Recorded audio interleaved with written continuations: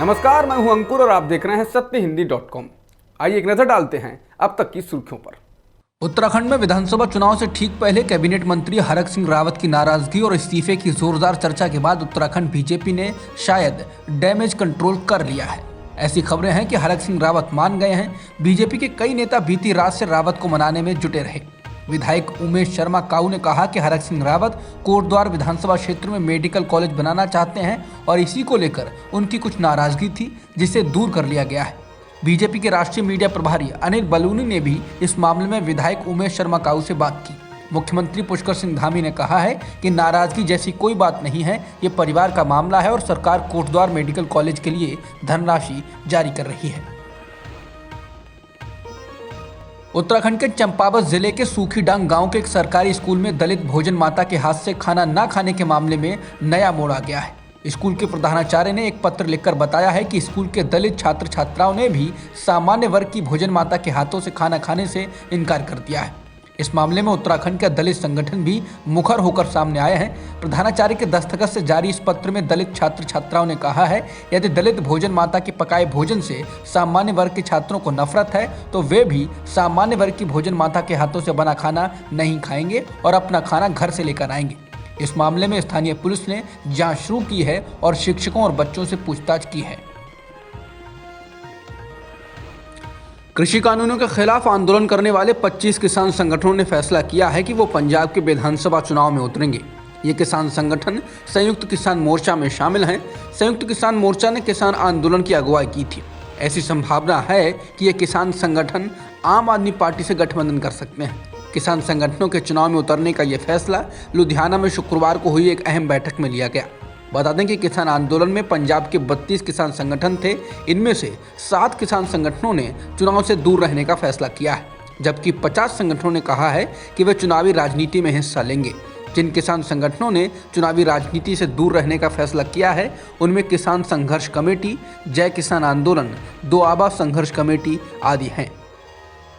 केंद्रीय कृषि मंत्री नरेंद्र सिंह तोमर ने संकेत दिया है कि सरकार वापस लिए जा चुके कृषि कानून 2020 एक बार ला सकती है। कृषि मंत्री ने महाराष्ट्र के नागपुर में कहा कि हम कृषि संशोधन कानून लेकर आए थे, कुछ लोगों ने इसे पसंद नहीं किया। ये आज़ादी के 70 साल बाद प्रधानमंत्री मोदी के नेतृत्व में एक बहुत बड़ा सुधार था। इसके आगे कृषि मंत्री ने कहा, लेकिन सरकार निराश नहीं है। हम एक कदम पीछे हट गए थे, हम फिर आगे बढ़ेंगे क्योंकि किसान भारत की रीढ़ है। लुधियाना की अदालत के परिसर में हुए बम धमाके को लेकर अहम जानकारी सामने आई है। जानकारी ये है कि जिस शख्स की इस धमाके में मौत हुई है उसी ने बम फिट किया था। उसके बारे में ये भी जानकारी मिली है कि वो पुलिस में रह चुका है। इस शख्स का नाम गगनदीप सिंह है और वो पुलिस महकमे में हेड कांस्टेबल के पद पर था। उसे 2019 में नौकरी से निकाल दिया गया था और उसके बाद वो ड्रग्स तस्करी के एक मामले में 2 साल तक जेल में भी रहा। इस साल सितंबर में ही वो बाहर आया। उसके मोबाइल में लगे सिम कार्ड और एक वायरलेस डोंगल से जांच एजेंसियां उसके परिवार तक पहुंची। धमाके के बाद से ही तमाम तरह के सवाल उठ रहे थे, क्योंकि बेअदबी की घटनाओं के कारण पहले से ही पंजाब का माहौल बेहद तनावपूर्ण है। वहीं मुख्यमंत्री चरणजीत सिंह चन्नी ने कहा था कि इस धमाके में पाकिस्तान की किसी एजेंसी या खालिस्तानी समूह का हाथ होने के सबूत नहीं मिले। उन्होंने कहा कि लुधियाना में ये धमाका उस वक्त हुआ जब मोहाली में मजीठिया के मामले की सुनवाई चल रही थी और इसके लिंक की जांच की जरूरत है। ओमिक्रॉन के बढ़ते संक्रमण के बीच केंद्र सरकार ने एक बेहद अहम बात कही है। सरकार ने कहा है कि 87 लोग ऐसे हैं जिन्होंने वैक्सीन की दोनों डोज ले ली थी, लेकिन बावजूद इसके वे लोग ओमिक्रॉन से संक्रमित हुए। सरकार ने ये बात ओमिक्रॉन से संक्रमित 183 लोगों पर अध्ययन के बाद कही। केंद्र सरकार ने कहा है इनमें से 27% लोग ऐसे थे जिनकी कोई ट्रैवल हिस्ट्री नहीं थी। इसका मतलब है कि ओमिक्रॉन हमारे बीच फैल चुका है, जबकि 87 लोग ऐसे थे जिन्हें दोनों डोज लग चुकी थी और 3 लोग तो ऐसे थे जिन्हें बूस्टर डोज भी लग चुकी थी। 183 लोगों में से 7 लोग ऐसे थे जिन्हें कोई डोज नहीं लगी थी, जबकि 2 लोग ऐसे थे जिन्हें आंशिक डोज लगी थी। देश में ओमिक्रॉन के मामले अब तेजी से बढ़ रहे हैं। अब ओमिक्रॉन वेरिएंट के देश भर में 415 मामले हो चुके हैं। बता दें कि देश में कोरोना के 77,032 एक्टिव मामले हैं, जो कि पिछले 579 दिनों में सबसे कम हैं। भारत में पिछले एक दिन में 7,189 कोरोना संक्रमण के नए मामले दर्ज किए गए हैं और 387 लोगों की इस दौरान मौत भी हुई है। फिलहाल देश में एक्टिव मामले 77,032 हैं। यूपी चुनाव को लेकर चुनाव आयोग अगले हफ्ते कोई फैसला लेगा।